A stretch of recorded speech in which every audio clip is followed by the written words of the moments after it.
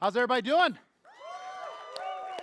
Hey, we are really glad that you're here. I feel like we're missing something, right? Something hasn't happened.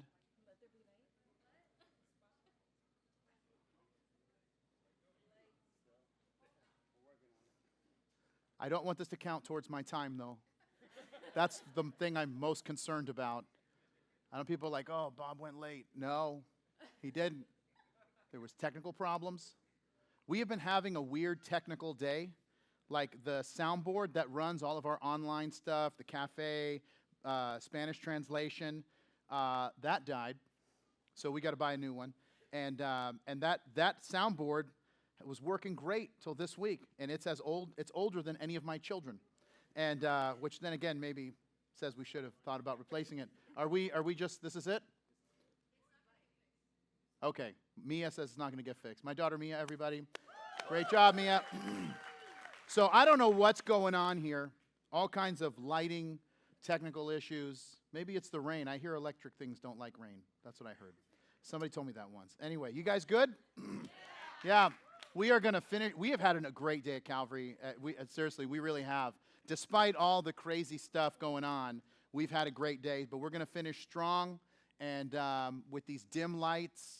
It's going to be very romantic in here for this last message. So who knows? Maybe a marriage proposal is going to happen. Who knows? So there's so many things that could happen. Anyway, so a few years ago, I was speaking at a conference in Southern California, and I missed my flight. One and only time in my life that I have missed a flight. And I was flying. It was a Miami to LAX flight. And my buddy and I get there, and we get there probably about an hour and 15 minutes before the flight, and after about 50 minutes waiting in TSA, which as you know stands for thousands standing around, where nothing is happening. So I talked to one of the ladies that's there, and I said, hey, listen, my flight is already boarding. And they're like, okay, she gets us to the front of the line, we get through security, and then when we find out the terminal we're at, because according to Murphy's Law, we're 17 miles from whatever terminal we're supposed to be at. And so we have to start running. Now, I personally don't like flying out of Miami, but there are benefits. And depending on the concourse that you're on, one concourse has a La Carreta, and the other has a Versailles. And so I'm on the Versailles concourse. And so as I'm running towards the gate that I've got to get to, I can smell Versailles as I'm running by it. And I'm like, I could spare a couple of minutes. And so, because, and I'm like, it's a 5-hour flight, and am I going to be able, who knows what ungodly food they're going to have on the plane. So I'm like, look, I stop by, I pick up a couple of papas for the road, and I make my flight that much better. Well, anyway, I get in line, and I'm about 2 people before the front, and then I hear, we're out of papas. I get out of the line, and I start running now towards the gate. I get to the gate right as the lady is closing the door. And I tell her, I need to get on that plane. She's like, you can't get on the plane. It's over. And then I use my powers of persuasion. And she's like, well, I guess I can call them. And I'm like, you know what? Let's call. Maybe this is going to be a win for both of us. You know what? And so she calls, and I'm like, she says no. And the people say no. And I'm like, look, get me on the plane with that pilot. We're going to talk. The plane is still there. The big vacuum thing is still attached to the plane, that we're walking through. So anyway, she says, no, it's not. Hey! There it is. There it is. You really can see me now. There's a few people, they're like, I liked it better before when we really couldn't see them. That was better. And sorry. So anyway, so she says, we can't open the door, but don't worry. I got you on the 1:45 flight that leaves in 3 hours. And I'm not happy about that. And I'm like, listen, why didn't you call us on the loudspeaker? She says, oh, we only do that for international flights. And I'm like, I'm still trying to negotiate to make it happen. And then I see, now, I don't know if you remember, this is a few years ago. Remember when airlines started beating up their customers? Do you remember that? And it was like all these videos came out of just like, I paid for a ticket on United. You paid for a ticket in jail. And they just start throwing people out. So anyway, this was around that time. And so I'm like trying, like, hey, please, let's try to work. And then I see like a couple of security guys not coming towards me, but they're just in orbit. And I'm like, hey, you know what? I think 145 sounds great. That works great for my schedule. And so anyway, and then my buddy's like, hey, now you have time to get those paparrianas you couldn't live without. And I'm like, how dare you, mister, grab me a couple of croquetas while you're at it. And so anyway, now, I don't know if you've ever missed a flight or anything like that, but I hate missing out on anything. I suffer from what the young kids call FOMO. Yeah. If you're over 40, let me explain what that means. That means the fear of missing out, and I have it. I have it big time. And I think everybody has it to a degree. Like when you find out your friends went to the movies, like after, oh, what'd you guys do? Oh, we went to the movies. Who? Well, me and then friend number one, like all your friends went and they just didn't call you. It's like, what? Or you find out your family went to Disney World and like didn't call you. And I remember opening up social media one day and I found out that someone in my family had gotten married. Now, this wasn't like a close family member. This was one of those like second cousin, like we're cousins because our parents were friends in Cuba, like those kind of, that level of relation. And so, but I was outraged that I wasn't invited to this wedding. And my wife was like, I'm so sorry, were you close to them? And I'm like, not really, I don't even know their last name, but I don't think that's really the point. I was so offended. And she's like, were you gonna go? And I'm like, absolutely not. I'm not going to fly all the way there for them. I barely know them. She's like, why did you want to be invited? I'm like, I don't know, Care. Is it really that much to ask? I want you to spend money on an expensive invitation to send to me, so I'm not even going to RSVP, but I still feel like I'm wanted. I feel like that's not too much to ask. And but yet here we are. So anyway, I'm telling you all of this because I don't know if you can believe it. We are concluding our series in the book of Daniel today. Yeah, appreciate that. I appreciate that. I feel like we've been studying Daniel 70 weeks longer than him.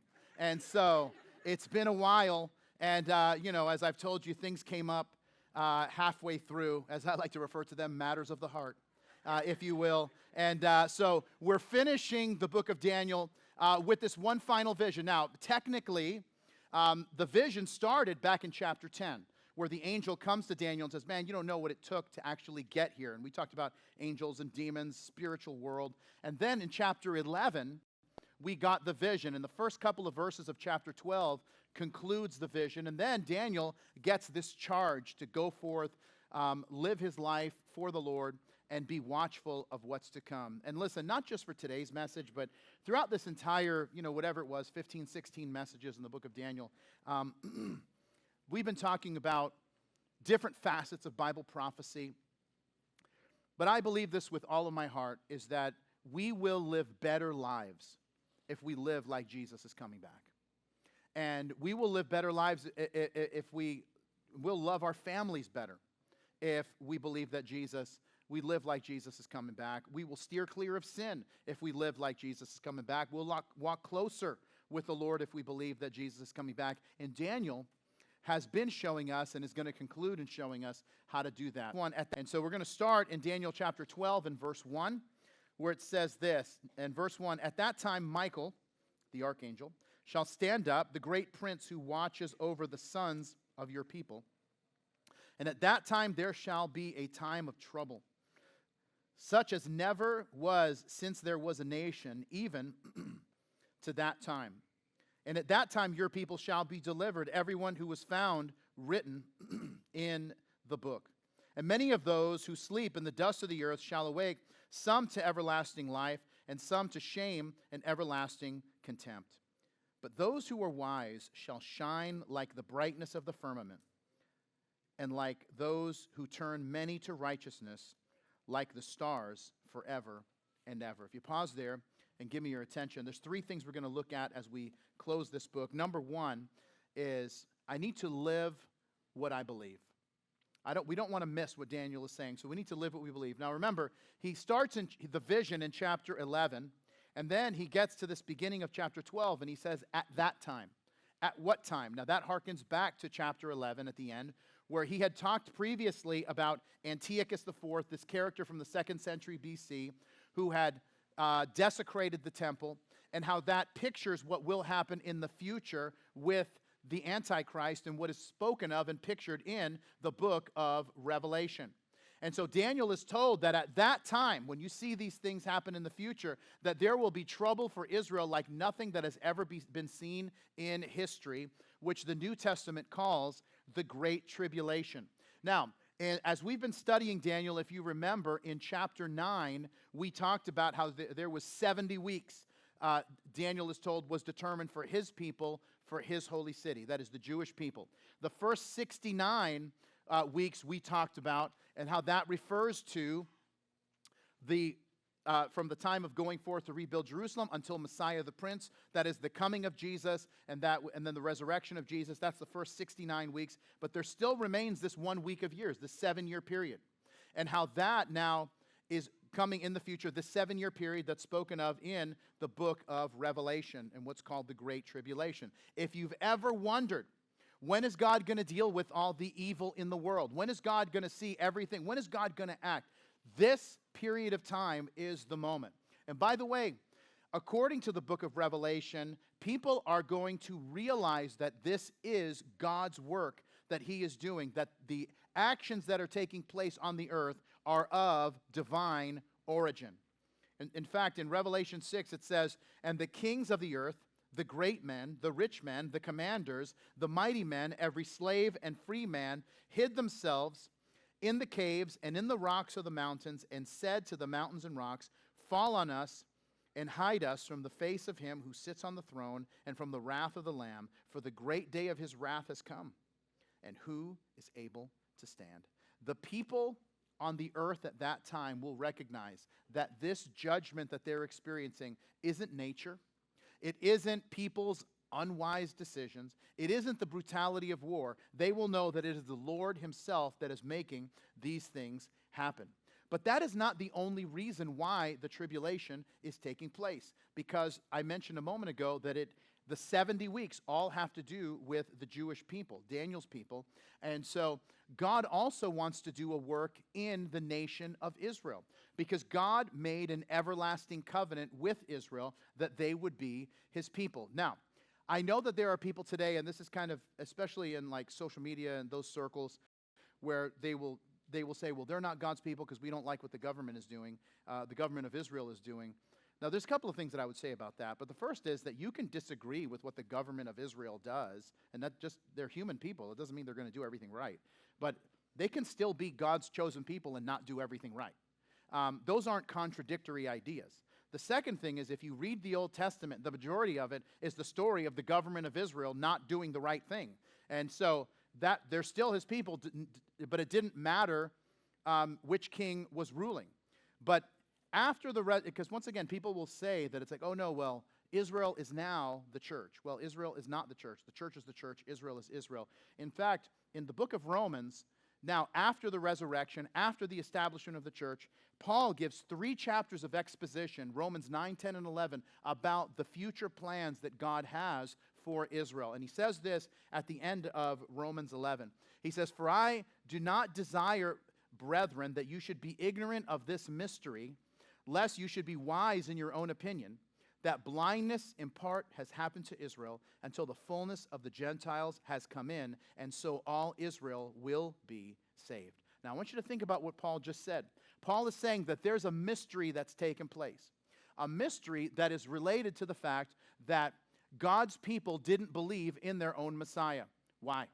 So that, and this is the mystery, so that those of us who were afar off, Gentiles, could experience the forgiveness and eternal life that comes through Jesus, the Messiah. And Paul gives another promise that this isn't permanent, that this is happening for a period of time until the fullness of the Gentiles comes in. That is, once the last Gentile that's going to comes in, then God is going to remove the church in an event that's called the rapture of the church, where believers are taken to heaven, so God can deal with Israel and God can deal with unbelievers. And listen, I think about this all the time, but listen, I'm thinking maybe you're here and maybe you're the last Gentile that needs to be saved so that we can kind of get things moving. And if that's the case, if you're the last Gentile, could you do me a solid and come to know Jesus so we could get things moving along as they should, all right? But during this 7-year period, what the Bible calls the Great Tribulation, Israel is going to recognize that Jesus is the Messiah and come to know him, as Paul said. In fact, you see this very picturesque in the book of Zechariah, where they're really going to come understand Jesus. Listen to what it says in Zechariah, which was written 500 years before Jesus was born. It says, "And I will pour on the house of David and on the inhabitants of Jerusalem the spirit of grace and supplication." Look what he says. "And they will look upon me whom they pierced. Yes, they will mourn for him as one mourns for his only son, and grieve for him as one grieves for a firstborn." But that's why Daniel says, this is going to be a troubling time, but that his people will be delivered. Everyone who's written in the book. Now, there's several books that are written about in the Bible. The book that's being referred to here most likely is what's called the Book of Life. In the New Testament, it's called the Lamb's Book of Life. And it is a book that simply contains the names of every person who is a believer and is trusting in the Lord. You see that in Exodus 32, Psalm 69, Isaiah chapter 4, Malachi chapter 3, Revelation 3, Revelation 13. I hope you wrote those down because they're all going to be on the final. And so now, I'll give you the one from Revelation 3, where this is in the 7 letters to the 7 churches, where this is in the church at Sardis, where Jesus says, "He who overcomes shall be clothed in white garments, and I will not blot his name out from the book of life, but I will confess his name before my Father and before his angels." That's verse 1. Verse 2 talks about the final judgment of humanity and how every person, some will rise up to life and some to shame and everlasting contempt. That every person has an eternal destination. And we get to decide where we want to spend it. But every person has an eternal destination. Now, what I want to do for a moment is talk a little bit about verse 3, because that's of particular interest to us. Verse 3 says, and I want to read it again to you, that those who are wise shall shine like the brightness of the firmament, like stars. And those who turn many to righteousness will shine like stars forever. This idea that there is people who are wise, people who are living a life following the Lord, have the ability to see other people start to walk with God as well. And this is an idea that Jesus takes and puts into the Sermon on the Mount when he says this in Matthew chapter 5, "Let your light so shine before men that they see your good works and glorify your Father in heaven." The idea that both Daniel and Jesus are communicating with this idea of being wise and shining light is that our lives and lifestyle should be the first words that we speak. Because wise people have a way of living in such a way that leads other people to Jesus. And I want you to think about this, because we have a tendency, when we think about shining your light, we have a tendency to think that that means living your life full blast. And I want you to think about that. If you've ever done family movie night at your house, so you've got your whole family's there, all the lights are out, and you're watching the movie, and then someone gets up, and then they turn on the light. And it is the most horrifying, it's so bright! Everybody's screaming because it's so bright, and because it's too much, because no one acknowledged the fact that we're going from total darkness to light. And I think that this is why dimmers were, one of God's greatest inventions, because a dimmer will get you to the same place, which is full illumination. But a dimmer will take into account where you currently are. And I want you to think about that, because if you read the Gospels, one of the things that you'll find is that Jesus talked to people from every walk of life. And so when he talked to people who were religious in nature, that is, they knew the Scriptures, he was able to immediately talk with a certain level of light already on.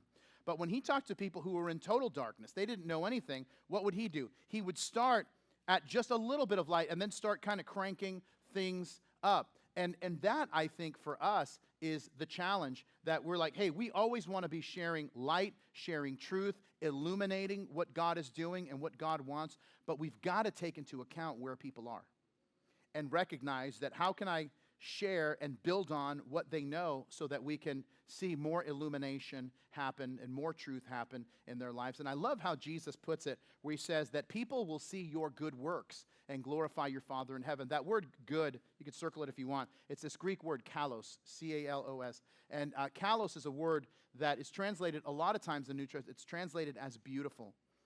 And that they see beautiful works and glorify their Father in heaven. And it is this beautiful way that we live that glorifies God. It's a beautiful way that we live. It's not perfect, but it's beautiful. I had so a couple years ago, I hurt my shoulder working out, and that's why I swore that off. Forget it. And those weights were way too heavy. And but I hurt my shoulder working out, and I went to the doctor, and they did a bunch of tests, and my wife was with me. And so the doctor walks in, he's going over the test, and as he's doing that, I just kind of instinctively put my arm around my wife and hold her hand, and he stops, and he says, wow. He says, what you guys have is really special. And he starts talking about how long you guys have been married. This is a few years ago. At the time, we'd been married for 25 years. Now we've been married for 29. But, yeah, thank you. Appreciate that. 29, and I'm going to tell you, we made a decision. We're going for 30. So and then we'll see where it goes from there. But we're going for 30. And so, but we started talking to him. He's like, he just started asking us questions about our relationship. And we just started talking about how Jesus gets you through tough times, and that any couple that puts Jesus at the center is just bound to do well, because you're walking with him, you're trusting him, he's leading and directing you, and the closer that you get to him, the closer that you get to each other. And then the doctor, he just starts talking about his journey, his spiritual journey. He talks about how much he admires Jesus and wants to be like Jesus, and this guy's basically preaching the gospel to himself. And all I had to do was hold my wife's hand. It was the easiest sermon I ever gave. And I'm like, man, this is going so well. I'm just going to receive an offering and close the service. And, and so, but here's what it is, right? When you live your life beautifully, once again, not perfectly, but when people see your good works, just this beautiful life that you're living, and you honor God even in difficult and challenging times, that can preach more than a sermon ever could. Because a beautiful life is what every person is seeking. And there's something so wildly attractive about people who are really living for Jesus and loving people that it's like a magnet. It just draws people in. So that's the end of the vision that started chapter 10 all the way through verse 11, through this section of chapter 12. And then the angel has something to say to Daniel in verse 4. He says this, "But you, Daniel, shut up the words and seal the book until the time of the end. For many shall run to and fro, and knowledge shall increase. Then I, Daniel, looked, and there stood two others, one on this riverbank and the other on the other riverbank. And one said to the man clothed in linen who was above the waters of the river, how long shall the fulfillment of these wonders be? And then I heard the man clothed in linen who was above the waters of the river. And he held up his right hand and his left hand to heaven and swore by him who lives forever that it shall be for time, times, and half a time. And when the power of the holy people shall be completely shattered, all these things shall be finished." Now, if you pause there and give me your attention, the second thing that I want to mention as we close out this book, I need to live what I believe, but the second thing is this. The message of this book is that I need to understand the times, or understand the signs. If we can take this for 35,000 feet for just a second, there's a major difference between the book of Revelation and the book of Daniel. Both are prophetic in nature, and both are considered apocalyptic literature.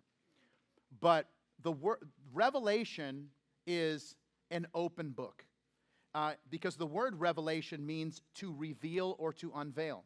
So Revelation is all about God revealing what he's going to do in the future. Now, I've taught Revelation a couple of times here over the years. I've taught Revelation at the college level, and one of the things that I say that kind of makes people, their heads explode is when I say there isn't one new piece of information in Revelation. That everything in Revelation is revealed somewhere else in the Old Testament. In fact, John, the writer of Revelation, expects you to be an Old Testament expert because there's 800 allusions and references to the Old Testament in the book of Revelation. The problem is most of us aren't Old Testament scholars, and that's why we run into problems reading the book of Revelation. But the book of Daniel, on the other hand, is very different. Daniel, we're told here, is a sealed book. And it would only be at the time of the end that Daniel would become really understood.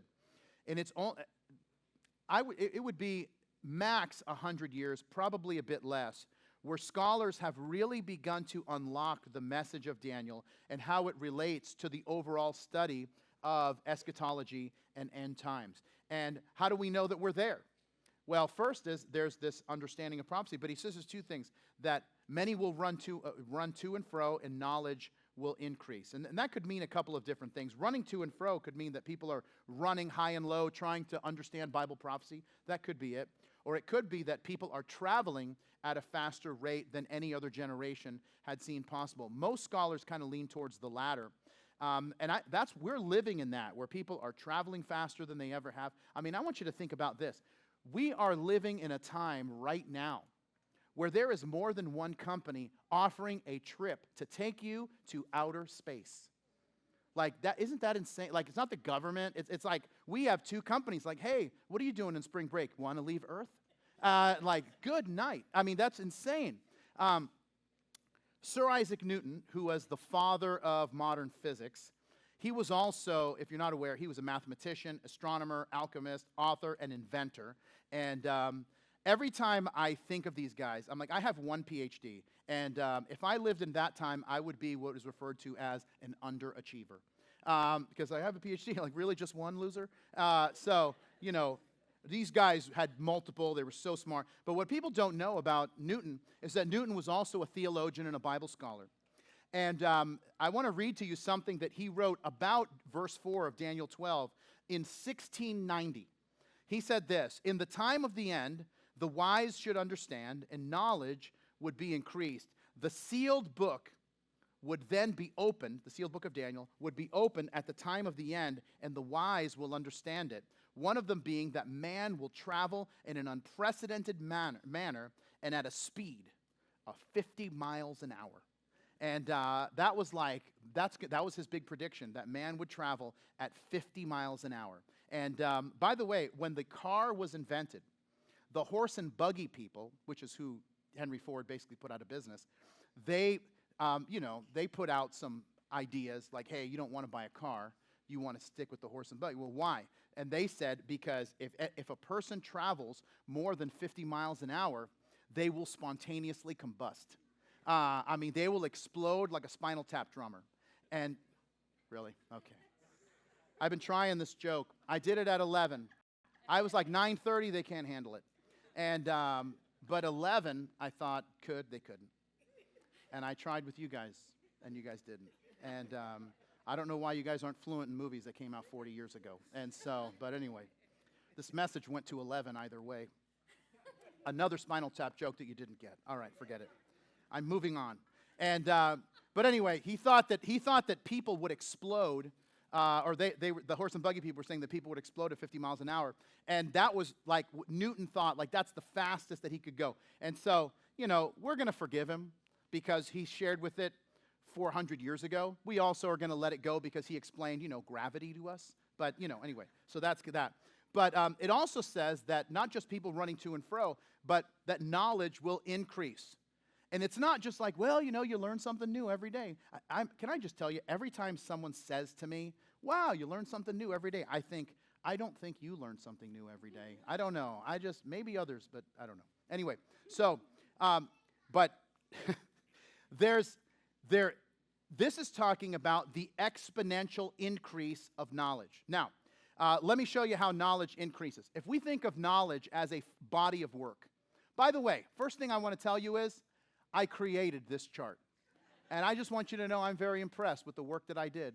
And so besides being your pastor, I am also available for any of your Excel needs.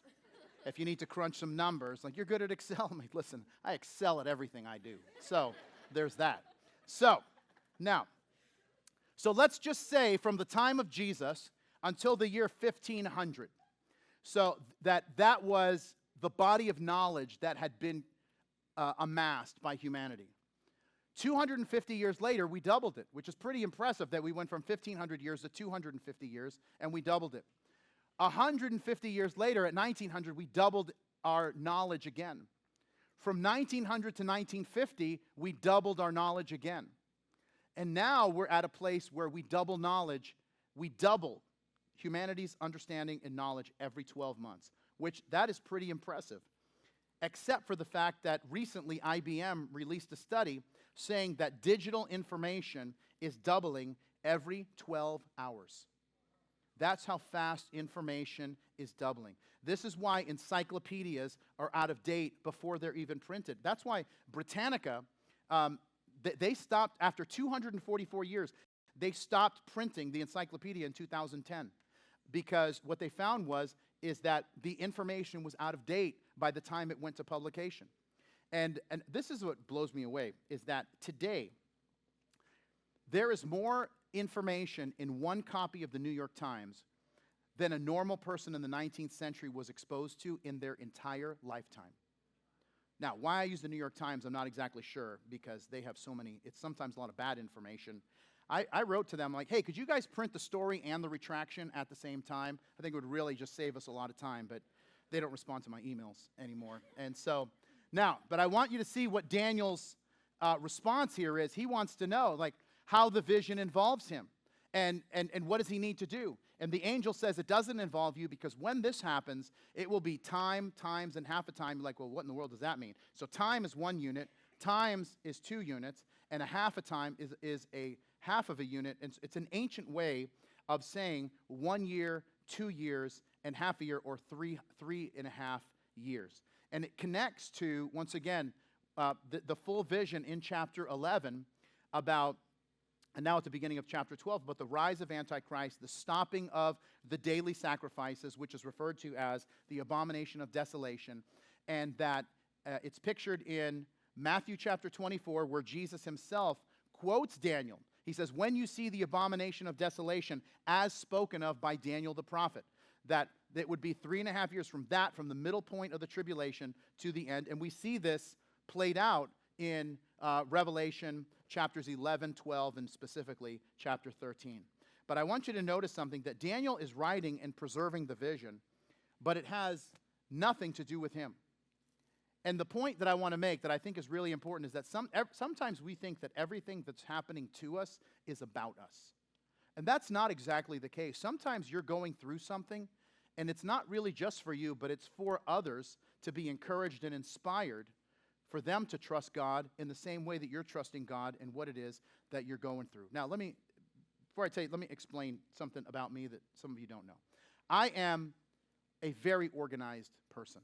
That's just how I am. You're like, oh, cool, me too. Like, well, unless your shirts are organized by color from lightest to darkest according to the color wheel, we are not the same, all right? So that's how I roll, and yes, I know that that's not what normal people do. But I'm organized in everything I do. My garage is a place where kings and dignitaries could dine, all right? And so anyway, so a while back, my daughter has this basket on her bike, and one of the screws on the basket came off. And so now I got to figure out, and she tells me, and I'm like, it's not an issue. I've got like 50 of those in the garage. So I go into the garage, and I'm just going to tell you, I don't think anything makes me crazier than when I know I have something and I can't find it, and I've done all this work to organize my life in such a way so I can find everything when I need it. Well, I can't find it. And for whatever reason, I'm standing in my garage, and I have this insane thought. I say, you know, I should go to Walmart. They probably have it. Now, we had ordered the bike from Walmart, but I had it delivered because I personally don't walk into Walmart under any circumstance. Because I don't like Walmart. I don't like Walmart. It's a disaster. Every time I go, there's some kind of existential crisis that's happening. I have had my identity stolen 3 times in my life. Every time at Walmart. I was hit by a car once in the Walmart parking lot. So they don't like me. And guess what? The feeling is mutual.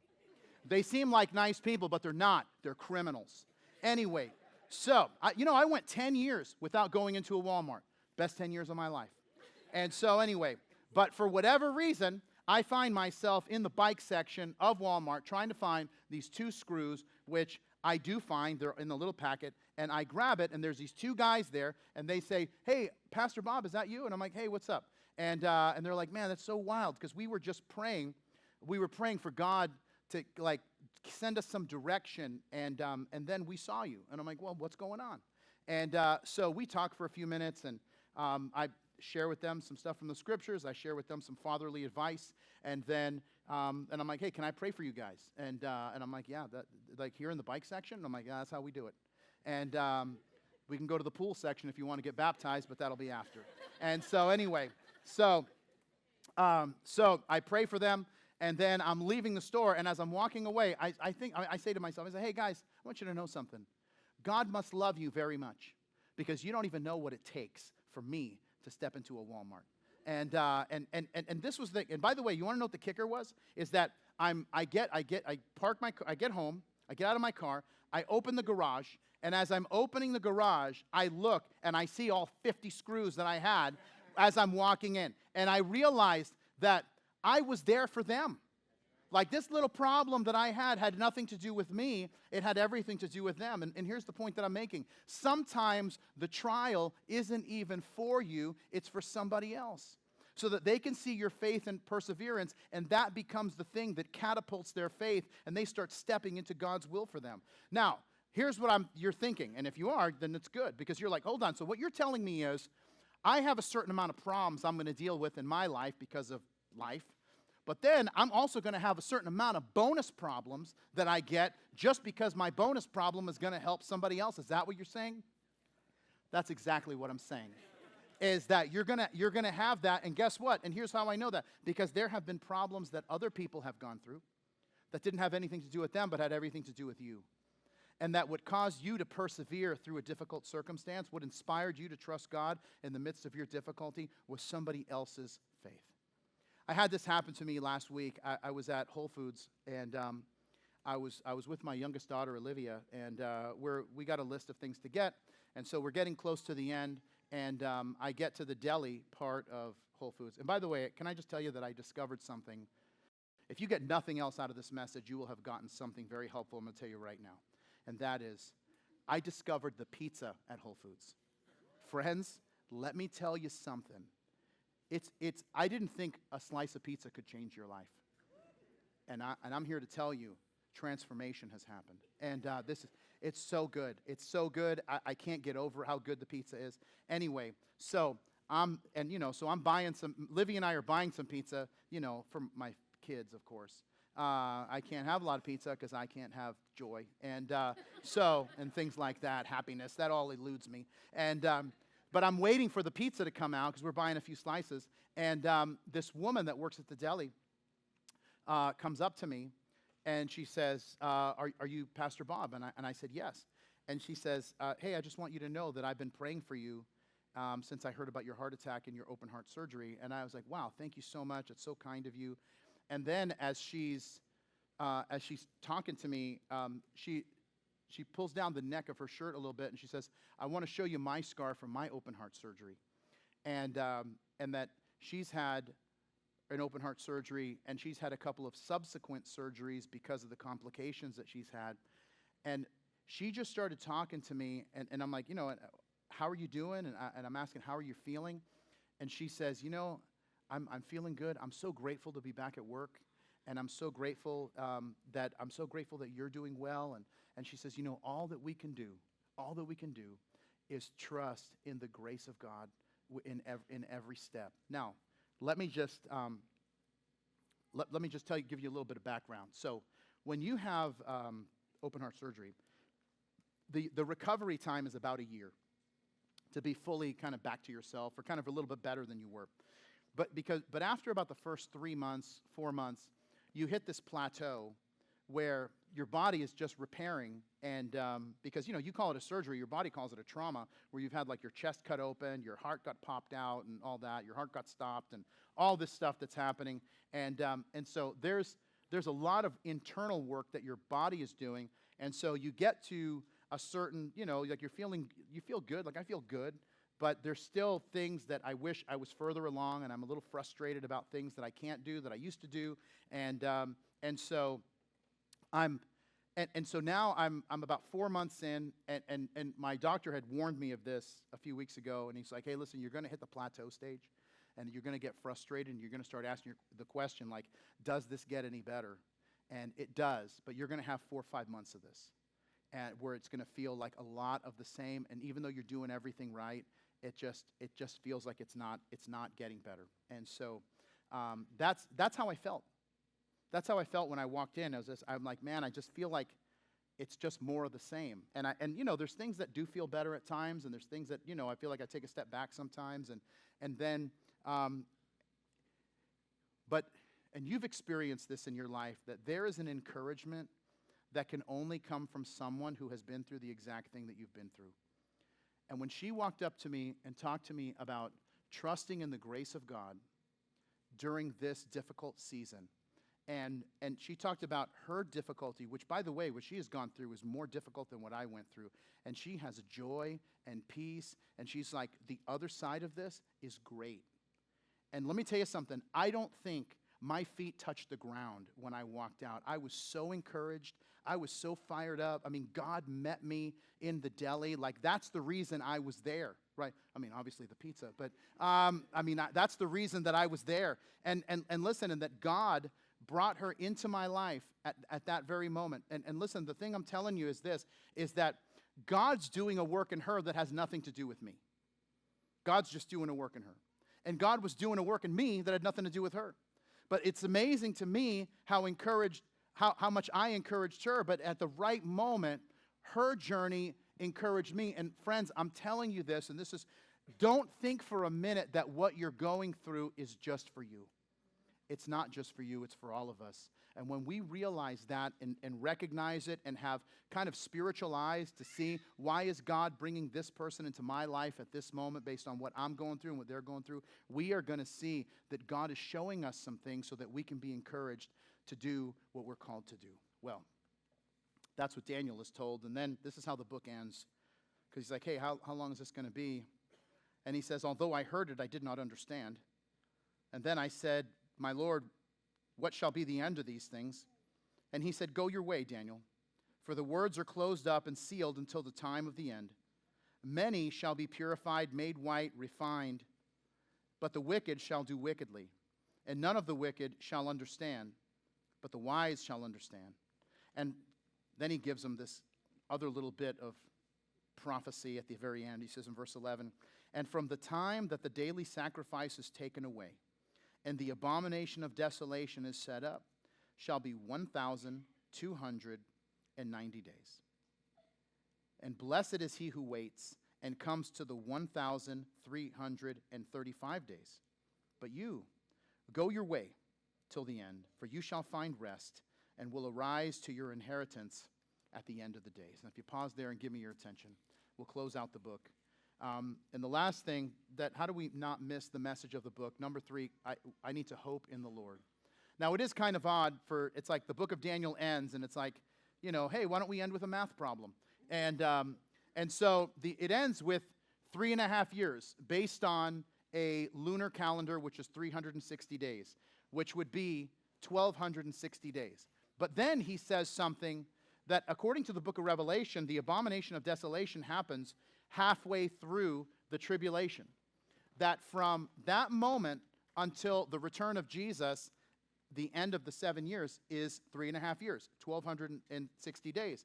But then he says, but then there's 1,290 days. That's an extra 30 days. And he says, but you're really blessed if you get to the 1,335 days, which is 45 more days. So what is this extra 75 days from the time Jesus comes back until the establishment of the kingdom? I mean, what happens here? Why do we need an extra 75 days? Well, there's a few things that happen. In Matthew 25, Jesus says that there's going to be what's called the judgment of the nations. It's also called the sheep and goats judgment, where Jesus is going to separate humanity like a shepherd separates sheep and goats. And they're going to say, well, why are they being separated? He says, because when I was naked, you clothed me. When I was thirsty, you gave me something to drink. When I was hungry, you fed me. And they're going to say, Lord, when did we do this to you? And he says, when you did this to the least of these, my brethren. Who are Jesus' brethren? The Jewish people. And so it's going to be the judgment of the nations based on how they treated Israel. That judgment apparently is going to take some time. in in Ezekiel chapter 20, that at the time of the establishment of the kingdom, we're told that there's going to be the regathering of Jews to Israel from all over the world. That's going to take some time.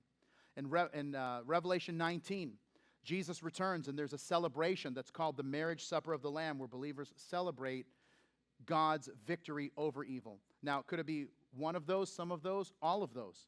But here's what he says: you're blessed if you see it. And that's why the book of Daniel ends in such an interesting way with a blessing.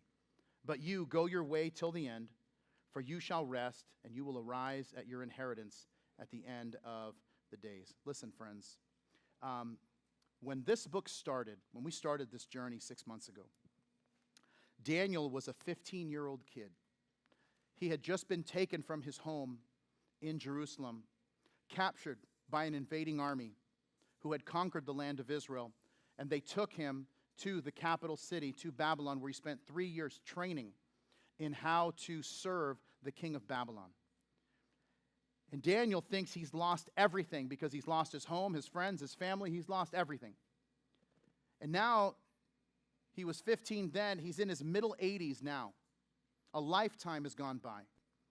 And Daniel realizes that he hasn't lost anything because there's an eternal inheritance that's waiting for him that cannot be taken away from him. Now listen, all this talk about the return of Jesus might have some thinking like, man, Jesus is coming back. I haven't really given Jesus' first visit all that much thought. Well, here's the thing. It's only when you realize that what Jesus did for you in that first visit that you can appreciate his second visit, because when you realize what he did in that first visit is when your life begins to change. That Jesus came in that first visit and died for you and rose again from the dead. He paid for your sins so you can experience God's love, God's grace, and a transformation in your life that can only come from him. But listen, that change can start today. And so I'm going to invite us all to stand in these last moments. But that change really can start today. Jesus really can come into your life and transform your past by forgiving it. He can transform your present by giving you peace, even though there's seeming chaos in what's going on right now. And he can transform your future by putting you on a brand new path that we could never do for ourselves. And listen, if we're being honest, some of us, we have tried everything to change the effects of our past, to change how we feel in the present, to change the future. Some of us have just tried numbing ourselves to it. We've tried numbing it with drugs and alcohol, hoping that that will change things. We've spent money we don't have to fix things and try to make the present and the future different. We've tried relationship after relationship that didn't go well, and all it did was make our present and our future more complicated with regrets that we didn't want. Friends, there's only one relationship that can change your life, and that is coming to know Jesus and allowing him to change you from the inside out. And listen, I'm telling you this, and I stand here as someone who almost died 4 months ago. I had a heart attack, and if it wasn't for where I was when it happened, I don't know that I would be standing before you today. But see, so when I talk about God saving me, yeah, God saved me from my sin and from an eternity without him 32 years ago. But you know what I've found in those 32 years is that he has continued to save me in different ways over the years. And he saved me again 4 months ago, and I believe that I'm here to tell you today that he wants to save you, that he wants to transform you, that he wants to forgive you, because Jesus died for you and rose again, and he wants to give you a different future. But listen, all of that is true, and yet it doesn't mean anything if you don't receive the gift that he has for you. And so, in a moment, the band is going to begin to sing, and here's what I'm going to invite you to do. Wherever it is that you're standing, when they begin to sing, I'm going to invite you to meet me here at the base of this stage, at the front of this platform. And what I want to do is pray for you and lead you in a prayer, because I know this. When you take a step in God's direction, he's going to meet you here. And he's going to transform your future. He's going to meet you in the present, and he's going to forgive your past. And that this is going to become the moment that changes everything. And so if you're ready and you say, Pastor, that's me, that's what I want, That's what I've been desiring. I've been trying to figure it out on my own, and I can't. Nobody can. This is the moment that God wants to come into your life and transform your life from the inside out, if you're ready. And if you say that it's for you, then this is going to be the moment that changes everything. So when they begin to sing, you meet me here, and let's see what God can do when we call out to him. Pastor George, if you lead us.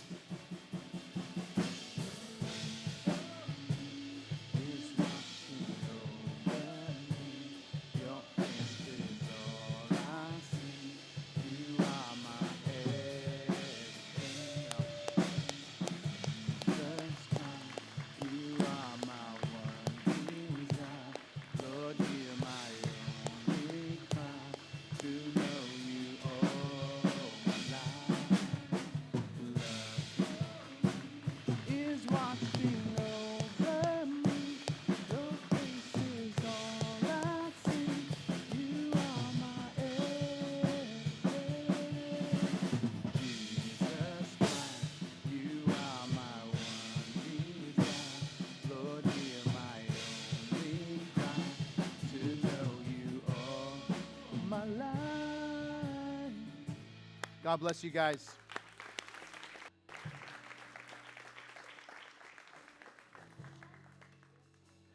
I'm telling you this, and I'm speaking from experience. This is the most important decision that you can make in your life, because this is the decision that impacts every other decision. And so, yeah, come on up, brother. Come on up. Yeah. Yeah. And by the way, there might be some other folks that you're here and you're feeling like, yeah, I'm supposed to be up there, but my time has passed and I just have to figure it. No, don't. Listen, I'm not going to have the band play, but I'm going to tell you this. If you feel like you're supposed to be up there, listen, that is God speaking to you. That is the Holy Spirit working in your life. And it might be totally foreign. You've never experienced anything like that before. And that's because you haven't experienced the Spirit of God moving you and trying to lead you and direct you. And here's what, don't resist him. Don't harden your heart. If you feel God leading you, then you come take a step. We'll wait for you. But you're going to have to do it right now, because I'm going to pray with these amazing people who have come forward. And I don't want you to miss it, but I want you to make the decision if you're supposed to be here. This is the decision that impacts every other decision. And I'm telling you this as somebody who shouldn't be here, as someone whose the trajectory of his life wasn't headed here. I didn't grow up in a Christian home. I didn't know Jesus until I was 19 years old. And I heard the gospel as you did, and I made this decision, and I thought, why don't if I just pray and invite Jesus to come into my life? I mean, what do I have to lose? And I didn't have anything to lose. I had everything to gain. And God transformed my entire life, my future, my legacy, my family, everything from one simple decision that was made. And it's the decision that you're making today. And so what I want to do is simply pray for you. And then I want to lead you in a simple prayer and see how God will meet you here and begin the process of transforming each of you from the inside out. So let's pray together. And Lord, we want to thank you so much. We want to thank you for every person who's come forward that wants to make a decision to follow you. God, I pray that you would meet them here in this place right now, and that you would transform them from the inside out, and that this would be the day, this would be the place. They could circle it on the calendar and say, this was the day, this was the time, this was the moment that everything began to change. And so, Lord, I pray, as they call out to you, that you would hear from heaven and that you would do the work that only you can do. Those of you that have come forward, I'm going to invite you to repeat this prayer out loud. We're all going to pray it together. But out loud, just say, Dear God, I come to you today, and I'm sorry for all my sins. But I thank you for Jesus, who died for me, that I might have life. I want to walk with you, starting right now. In Jesus' name, amen. Thank you for joining us today. If you made a decision to follow Jesus and begin a relationship with him, congratulations. It's the best decision you're ever going to make. Now, you may be wondering, what's my next step? Where do I go from here? Here's what I want to encourage you to do. Go ahead and click on that first link below, and we'll send you this book. It's called Begin. It's written by Pastor Bob, and it's going to help you take those first steps on your new journey of faith. So remember, to stay up to date with everything happening here at Calvary, make sure you follow @MyCalvary on Instagram and Facebook. So until next time, we love you. We're praying for you. God bless you.